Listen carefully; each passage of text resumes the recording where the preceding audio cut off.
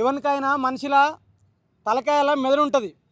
ఈ ఆవు పెండు ఉండే మూర్ఖులు చెప్తారు. ఒకసారి మీరు చరిత్ర తెలుసుకోండి.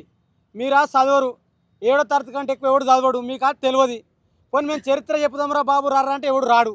ఇప్పుడు తెల్లాపూర్లో బాలబేర సుదర్శన్ అన్నుండు. అన్నకు చరిత్ర మీద, సామాజిక అంశాల మీద, రాజకీయాల మీద మంచి అవగాహన ఉంది. మీ దేశంలో మీ సంఘ పరివారం చెప్పుకునే పెద్ద పెద్ద మనుషులు పెద్ద మనుషులు అందరూ అటు బాలబేర సుదర్శన్ ఉంటాడు, ఇటు మీ సంఘ పెద్ద మనుషులు ఉంటారు. మీరిద్దరు కలిసి చరిత్రని చెప్పండి, ప్రజలకు తెలుస్తుంది. ఏమన్నా మీరు నిజమైన చరిత్ర మీద అధ్యయనం చేసిరా? శివాజీ హిందూయిజానికి హిందూ మతానికి కూడా ప్రత్యేకరంట. సిగ్గున్నాదిరాబాయ్ కన్నా.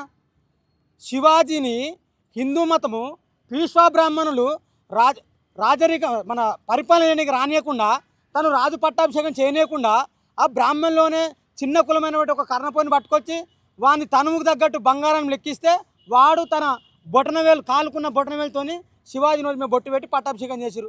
గద్దెలవరాబాయ్ శివాజీ తన జీవితం అంతా పీష్వా బ్రాహ్మణులకు వ్యతిరేకంగా కొట్లాడాడు. గద్దెలవది.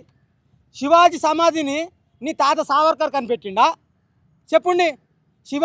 శివాజీ సమాజాన్ని మా తాత మహాత్మా జ్యోతిరావు పులే కనిపెట్టిండు. మీ తాత ఏడురాబాయ్? మీ తాత బ్రిటిషర్ కాలు మొక్కిండు. మా తాత ఏడురాబాయ్? మా తాతయ్య పీష్వా బ్రాహ్మణుల వ్యతిరేకంగా పోరాటం చేసిండు. మీరేడున్నారాబాయ్? చెప్పుండి. ఇలా నేను ఇట్లా మాట్లాడితే శ్రీకాంత్ దొంగ అకౌంట్లో నుంచి మెసేజ్ పెట్టాలి.